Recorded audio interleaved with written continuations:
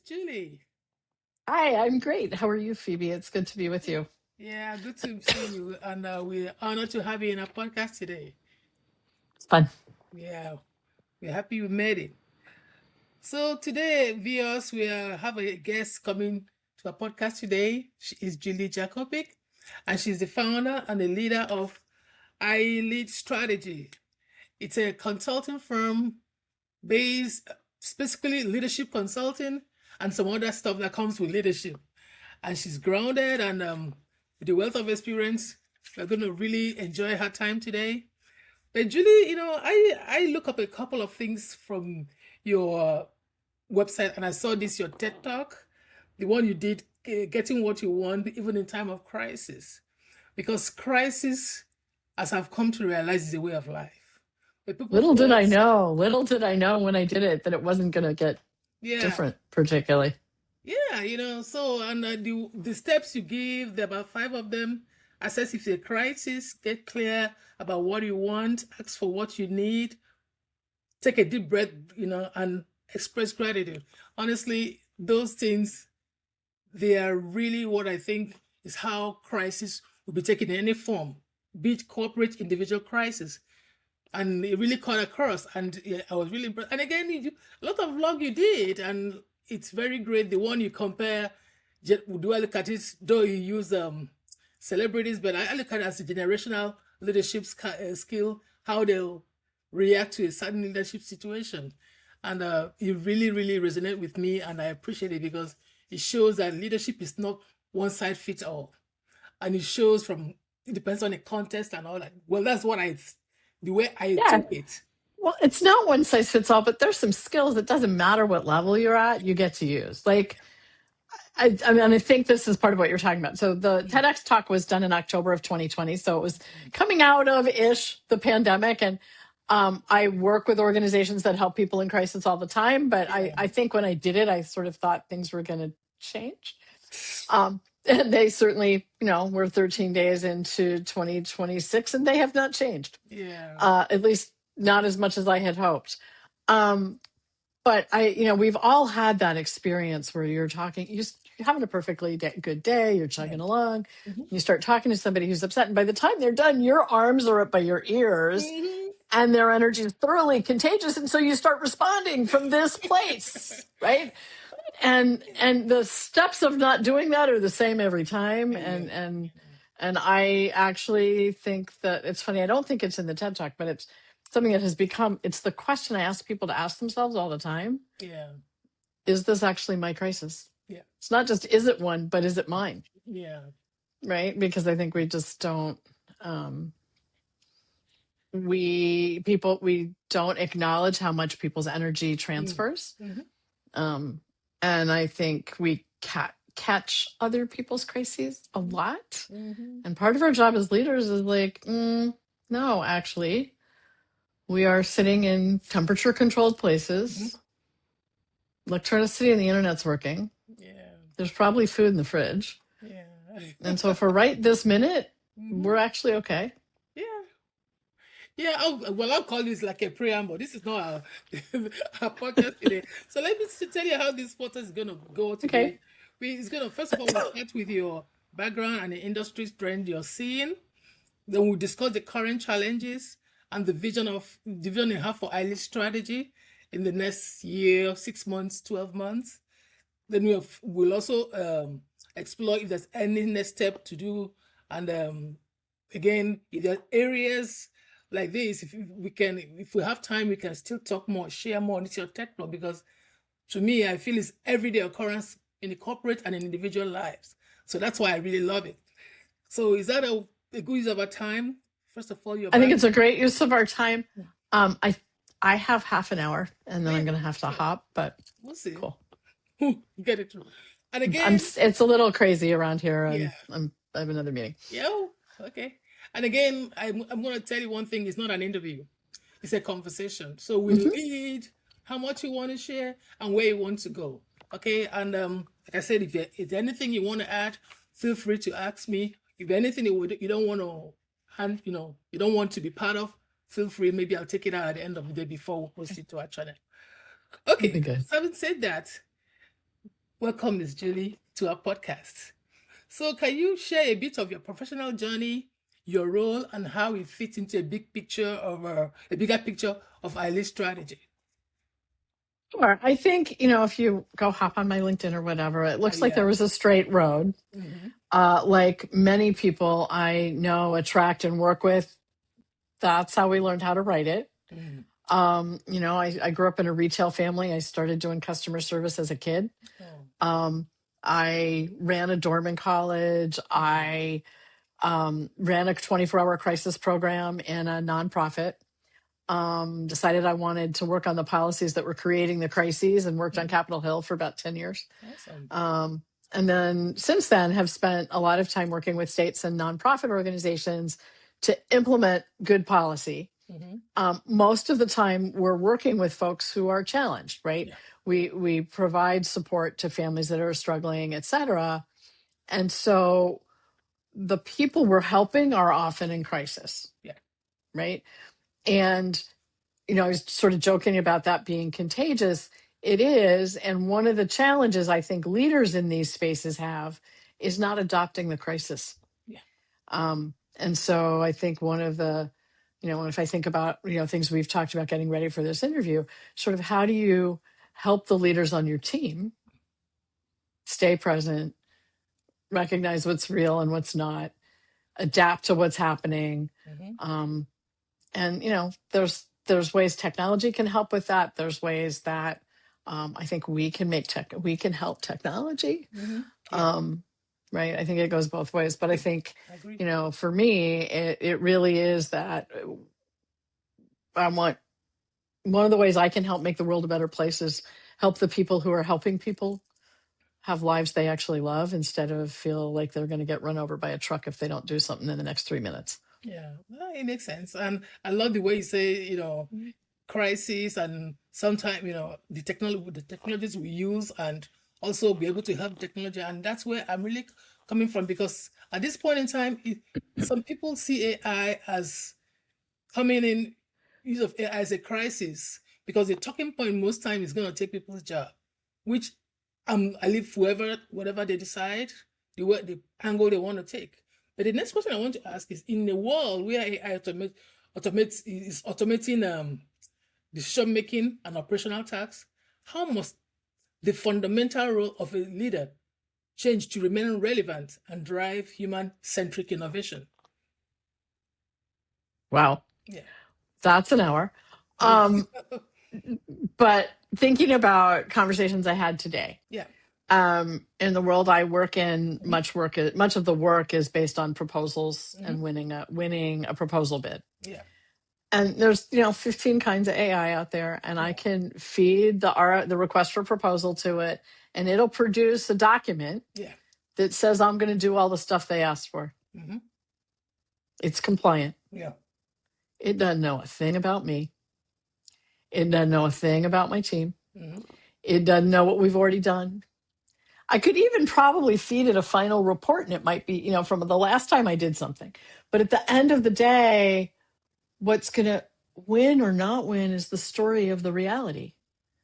And sure, we're going to do everything you ask of us. But the reason you should believe we're going to do it is because we've done it 137 times. Mm-hmm. Right? Mm-hmm. The reason you should trust us and hire us is because when something breaks, here's how we respond. And it's quickly and it's cleanly. Yeah. Right? Like at the end of the day, I have a client I work with who leads a C-suite. And one of the things she asked for some support, somebody I coach, and one of the things she asked for support with was the performance reviews last year. Yeah. And one of them was very clearly written by AI. And it was like, okay, but I've never heard this person, like I know the people she's reviewing. And I was like, I've never heard this person use these words. Yeah. Yeah. Right. We can get AI to write for us. I think that's I think that's the thing. I think of it as a great intern, and I worry about entry-level jobs with it because it is a great intern. And I think most of where I worry about it in my work is that it can draft things, it can write things. Mm-hmm. If you read enough of them, they all sound alike. Mm-hmm. Yeah, you're right. And you can pick them out. And so, where I'm reading this performance review that feels very clearly like AI wrote it. And I thought, wow, wouldn't it be good if most of us could actually say good things about ourselves as well as this guy did? Mhm. But I didn't believe it. Yeah. And so that like at the end of the day, believability is a big piece of this. And so, yes, I use Claude. My preference these days is Claude, but it's a great drafter. Yeah. But it doesn't know the story, and it doesn't know the nuance, and it doesn't know the emotions. Yeah. And that's what people are actually buying. And one of my favorite books is a book called The Political Brain, Mhm. Mhm. and by a guy named Drew Weston, think Mhm. Western without the R. Mhm. We like to believe that our political decisions are intellectual. Mhm. They're not. We make an emotional decision and then we look for the evidence. And that's not just true about who we vote for. It's true about what we buy in the grocery store. It's true about what we watch on streaming. Mhm. It's true of who we hang out with. Yeah. It's not how much, whether they pick the right restaurant or what they feed us. It's who we actually feel good around. And so the truth is that we apply our intellect to our emotions, not the other way around. Yeah, I agree with you. And perfectly agree with you. And again, one thing I want to say here is that AI, the way I look at it, is just like computer garbage in, garbage out. Somebody has to fit it. And I was in a client, I was there in a podcast that we had earlier this week. I was yesterday anyway, and I'm like, you know what? If certain leaders stay on the fence, an electrical engineer will develop an AI for a leadership which would never fit the purpose. So instead of staying on the side fence, leaders in every aspect, in every profession should have a say in what is being developed. And of course, thank God, AI for now, there's no brand. It's an arbitration of here and there, putting things together. Anyway, that's by the way. Let's just not. So let's ask the next question: is what major shift are you seeing in your industry right now? And I think it is this entry level thing that worries me a little. Mm-hmm. And yet, my entry level folks are busy. Yeah. It allows us to do more faster. Yeah. On certain things. I do think it's going to be the skill is going to where I believe it or not, Mm-hmm. I was actually a math geek. Oh. And I did not know that I could write until I was a long time adult. Mm. And in truth, if I had to handwrite things and get it in the right order on the first try, Mm-hmm. maybe now I could do that, but I couldn't growing up. And it really was a skill to learn to write. Yeah. The task this time, I think, is going to be to learn to review. Yeah. It's going to be to look for what's missing. Yeah. What didn't it get? Which things are actually important? Because it can write, but it can't judge. And so discerning which of the facts is most important is not something that AI can do. And without just spending a lot of time describing the situation, you can't make it.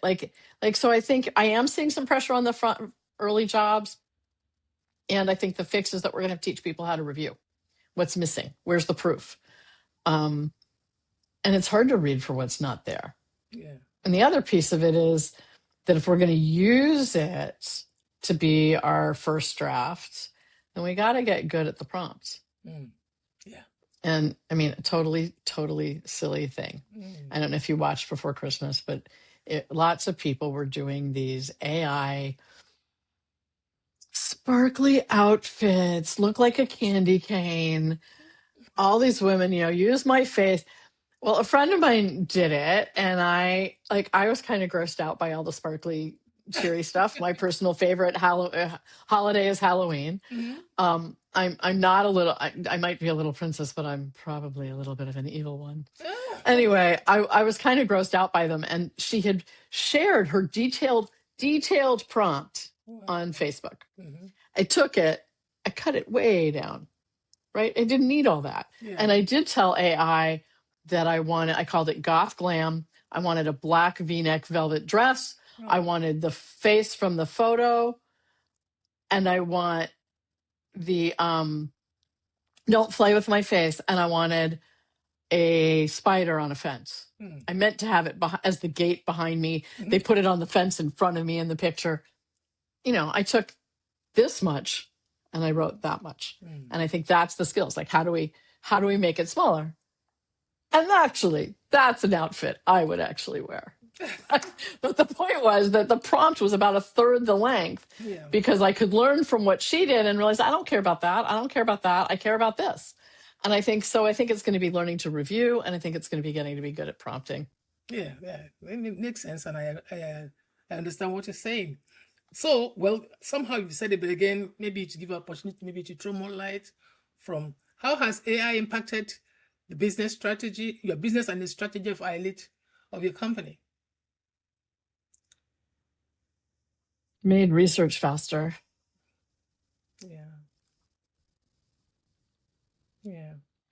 I think it's so I do a lot of needs assessment and strategic plans. And if we're trying to make sure all the voices are represented at a table, I'm an independent third party people trust. So I can call the funder who didn't fund you. I can't write. So I do all these interviews and I have a ton of text. And what it takes for me to analyze that text is half the time.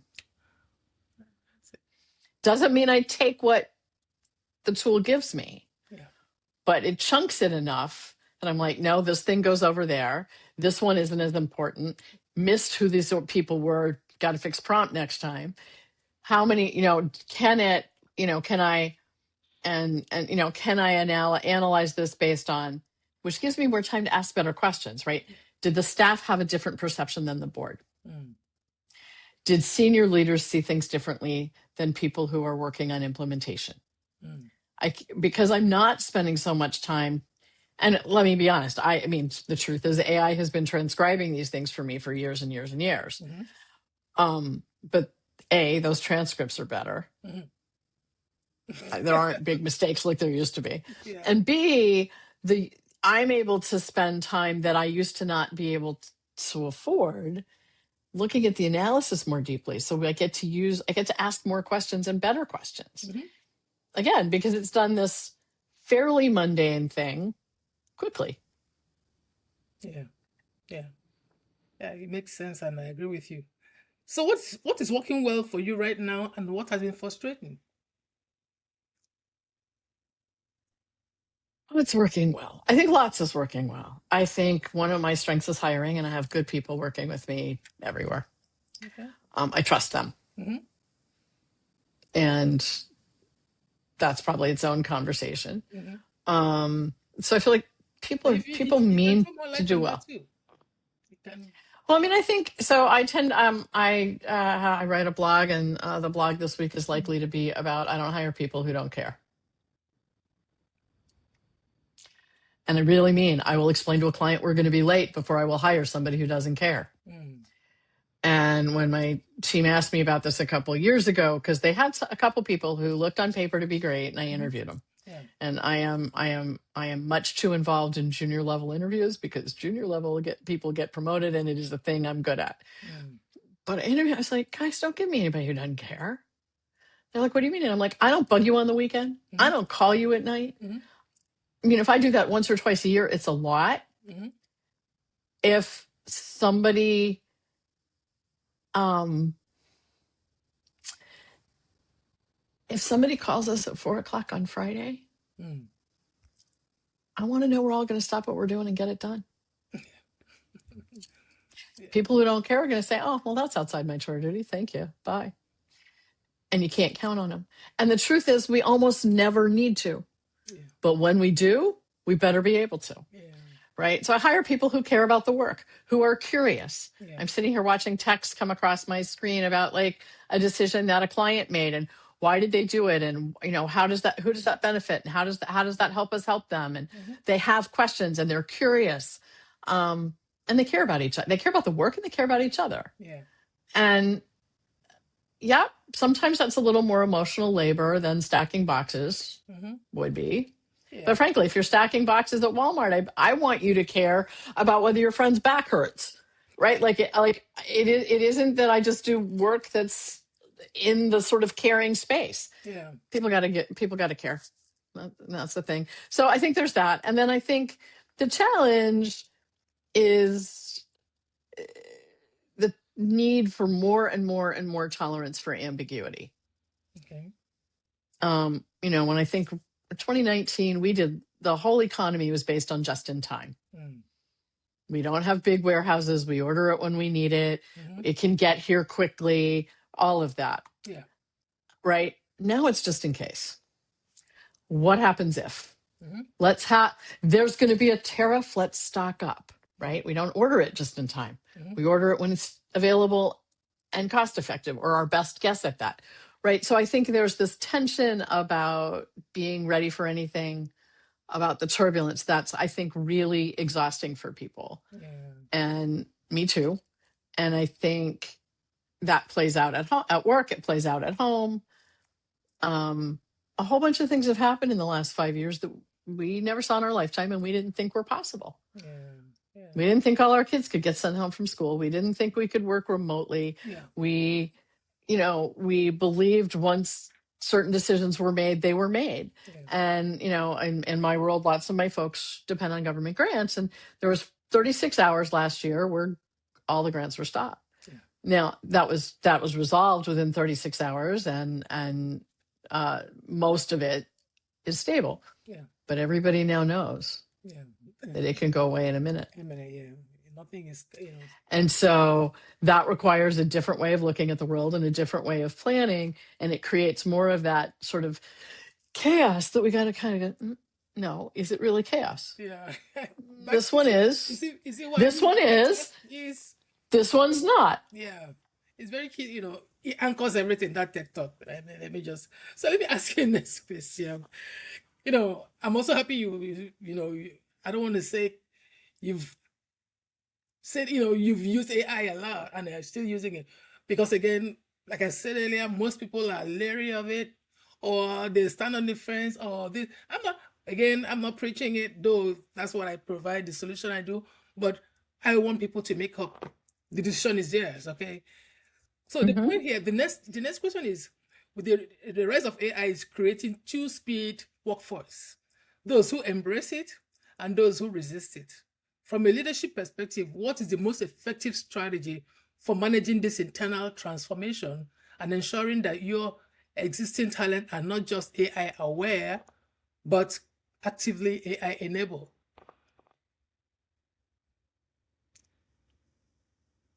Wow. Yeah. Right. Some of it, I think, I'm an early adopter cynic. Yeah. Right. So when ChatGPT first came out, I asked it some questions. I asked it if I wanted to write a blog about top 3 tips for leading a remote workforce. Yeah. And I asked it to do it in the style of Oprah Winfrey. And what I was looking for was, did I agree or disagree? How was it? How much was it? Oprah Winfrey, our current president, oh crap, now I can't think of the name, a famous Army general, and me. And what I was looking for were the variations. Well, when I did it in ChatGPT the first time, the important thing I walked away with was that it could distinguish my style based on my blog from Oprah, which is close but not quite. She's nicer than I am. Yeah. Empathy is in my top 3, but it's not my first one, right? So it was good that it got that. On the general and our current president, it suggested that command and control is not a great style for a remote workforce. It's also not mine, and I don't believe in it because I think it works for the next 5 minutes and it doesn't work beyond that. And some of the language it used was quite interesting and funny. Yeah. When Copilot first started, I did the same thing. And if you've watched Oprah, it was like, you have a car. And for the president, it was like, you're fired. And it had advertising copy. Yeah. Now, if you do it again, it's learned a few things and it looks more like the original ChatGPT response, right? I needed to play with it. I needed to test it. I was too early an adopter. I was like, okay, well, this ain't ready for me yet. and then I came back and played with it. I have folks who will complain about having used computers at work, who are in direct service, who don't want to have to carry an iPad around and enter data. Or, I don't want to do, it's like, you know what? We used to ride horses. Now we drive cars. Yeah. We used to use postal mail that took 3 days. Now we send a text. The world changes. We better keep up. I agree. Perfectly. I agree with you 100%. I'm not putting us back on a horse. Yeah. And I don't have 3 days. Yeah. Nobody wants to do that. Okay. Well said. How do you currently measure success at ILead Strategy, your company? How do you measure success? My gut answer was awful, but I'll tell you, my gut reaction was, do people like us and keep hiring us? Which is probably not bad, although I had a conversation with somebody else where but measurables matter too. Yeah. So some of it is, do they come back for more in one way or another? Do they expand our work? Do they tell me how they feel? Good or bad? To a certain extent, I want a transparent relationship with clients. Yeah. So if something's not working, I want to know. Yeah. People are responsive. Yeah. That's success. If people aren't sure what to say to you, they take a while. Right? I want them to feel like their life is better because we were there, and their team's life is better because we were there. And they have a strategic plan they're progressing on and moving towards, and even in this environment that's a little crazy. Yeah. So I don't know. It's not the math part of me wants to say, well, I measure it in these concrete things, but no.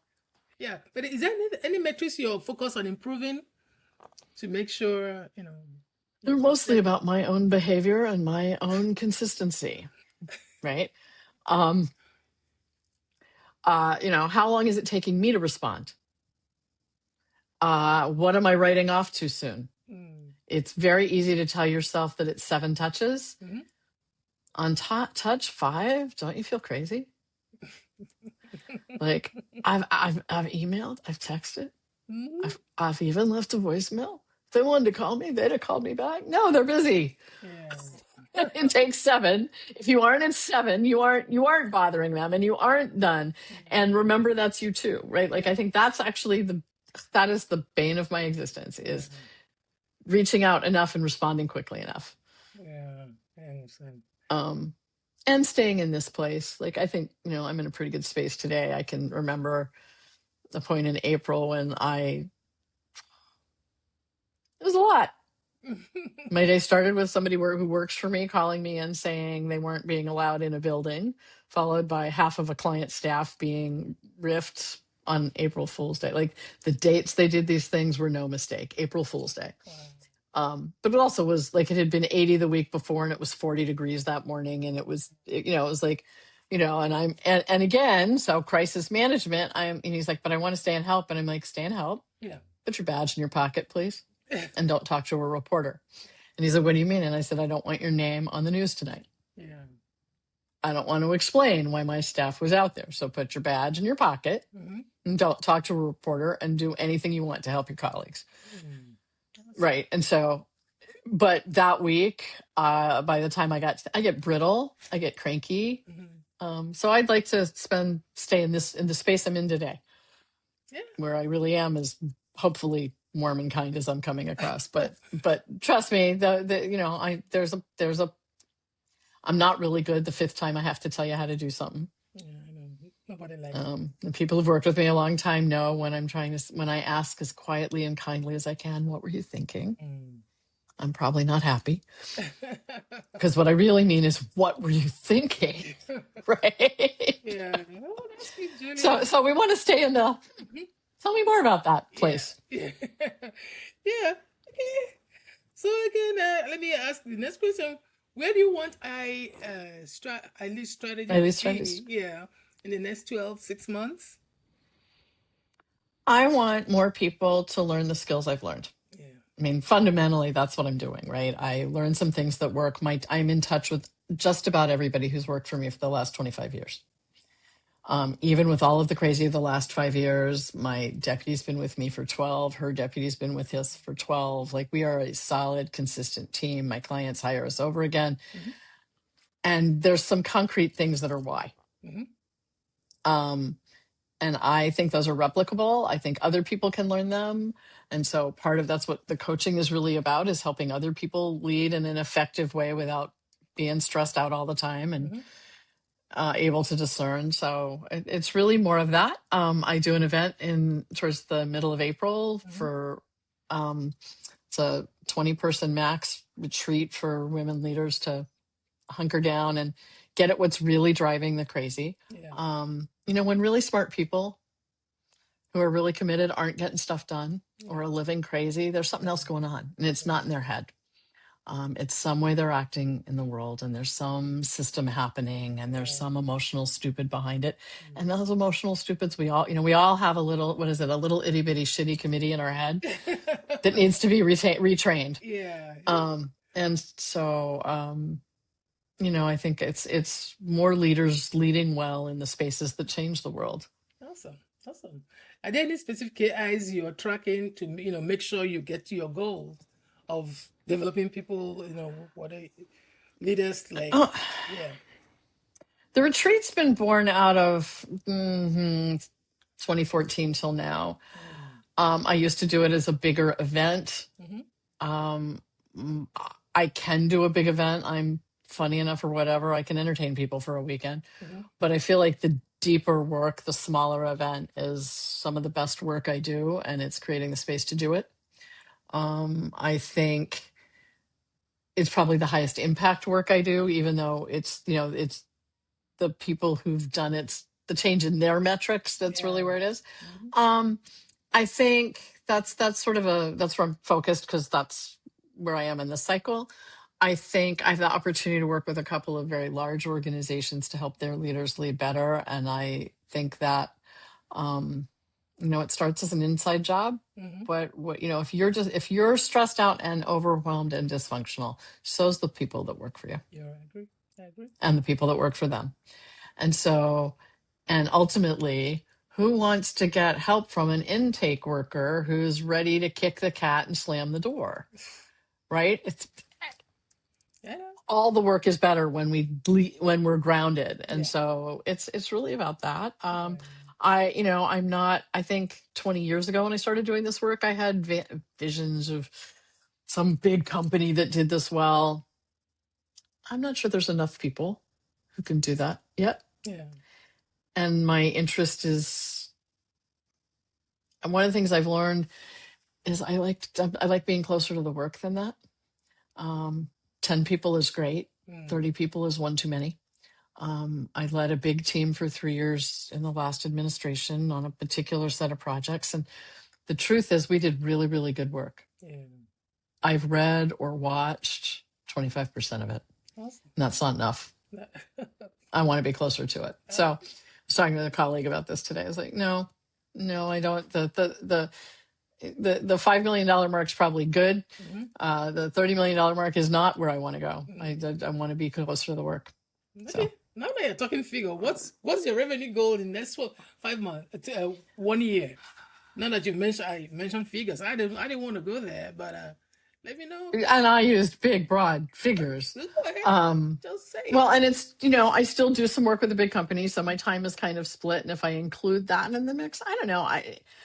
We've been really small, and I've kept it that way for a variety of reasons, including leading a government contracting team, doing some big stuff, sort of impacts how much else we do. I'd like to double last year's revenue, and I'll leave it at that. Right, yeah. And part of that is getting out of spending more of the time doing the stuff I'm best at and building a big enough team to do the stuff that I'm not best at. Okay, awesome. Okay, if you had a magic, that's the next question, which is likely the last. If you had a magic wand to fix just one thing in your company that is holding you back or slowing you down, what will that one thing be? I could BS my way through this and tell you it's time, but I also think I waste a lot of time. right? I don't think it's really time. I think it's, I joke that I am very good at fake busy. It's actually reaching out to enough. It's not getting so caught up in the work that I don't build for the future. Okay. So again, you mentioned time should be one thing you want to work on, because for me, let me use the word, you're very sweet and lively to talk with. So I can imagine engaging you. The time might go fast, but we get hooked. So again, Well, that's good. yeah, sure. So, and then what I want to ask you, now that you've noticed that time is your challenge, so to say, you know, is there any process in place, for you to manage that, or for you to make sure that you don't go off track, or you assign a right amount of time to any specific, let's say, thing you're doing?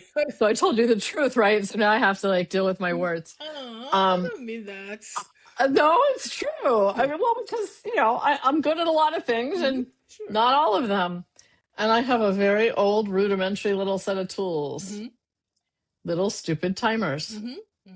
And I have one that's short little times and one that's longer times. I think there's a 60 on there somewhere, whatever. Okay. I wish I could tell you that I am really good at filling out the spreadsheets for what I did and what I didn't do. Yeah. And I'm so good at it that I can let that take more time than doing the task. And then I don't want to do either thing.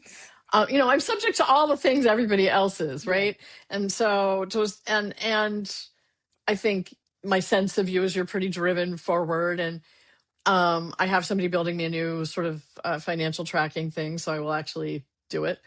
I have a tendency to like being in the work. Yeah. And that's a good thing and a bad thing. And it means that all the, I have a pretty decent invoicing system now that yells at people for me when they're behind. I have automated the scheduling process. Yeah, okay. And, eventually there'll be some AI thing that watches me all day and reports to me what I did. But if I have to keep entering it, I don't like it. I'm not good at it. I'll make up a new one tomorrow. I'll find 6 more before the year's over. This is my stupid little bottleneck. But yeah, but have you tried? And if I had to fix it, I'd fix it. I'm getting away with it. Yeah, that's that's actually the problem. Yeah, I understand. That's human. But have you in any way think of automating any of your processes so that will help you with your timing? Automate some, right? I have proposal paragraphs. Okay. So I don't almost ever start with a white screen to start a proposal. I have multiple versions of my bios and multiple versions of my capability statement that I can this one into something. Okay. I definitely automated the invoice process, or I would always work and never get paid. Okay. I'm one of those, like, oh yeah, crap, and I have an invoice that needs to go tomorrow no matter what I do. Yeah. It will happen. I don't care what time of the morning I'm up doing it. Yeah. But right, because in the end I actually rather talk to you. Yeah. And let's be honest, I'd rather talk to a tree. You are not a tree, but I would rather do. It's not my thing, right? And so I've automated a bunch of those things. The good news is once it's done, I don't have to track when I've been paid on time. I don't have to sweat the email where I'm like, do you know you're late? No, it says you got this invoice 33 days ago. You pay a penalty if you don't pay this in the next 5 days. Up to you, right? And I don't have to worry about whether I'm giving somebody a hard time or not. The system did it. I don't have to do it. Yeah. Right. And so that kind of stuff. So that stuff is, I think, I've definitely gotten to a place where onboarding, there's a checklist. Do they do all the things? And I do think that automating the first pass at things has been really helpful. Yeah. I am somebody who has been overbooked since she was 12. Mm-hmm. And if I free up time, I will fill it with something else. Wow. I've met me. Yeah. And that's actually part of this too. Yeah. It's like, Yeah. Oh Lord. Let me be honest with you. I can go on and on and on because you're exciting to talk to. Thank you, Miss Julie, for coming to our podcast. Like I said, thank you. Even though that we have a time span on this, we can go on and hang out and, because you have a way of delivering the real thing in everyday life, will I say, sentiment or with everyday life activity, you don't come off too, will I say, professional. No, the word is not professional. Too I'm authentic. yes, you're very authentic. The way it comes, it flows that anybody can relate to it and apply that. I really appreciate you coming to Thank our you. podcast. Thanks. I've worked hard at that. I used to like there used to be Julie at work Yeah, and Julie at home on the couch drooling, and maybe 15 years ago, it was like, no, there's one, yeah, and we're not drooling on the couch anymore. yeah, So we're gonna like it's like so I think it's Winston Churchill's mother said something about if you never lie, you never have to remember what you said. yeah. It's true. It makes sense. You know, it's just easier. And To be one and I've been authentic. around long enough that I've made enough mistakes and I didn't die. Yeah, yeah. So I'm not afraid of you finding out I made a mistake Yeah. because, Wow.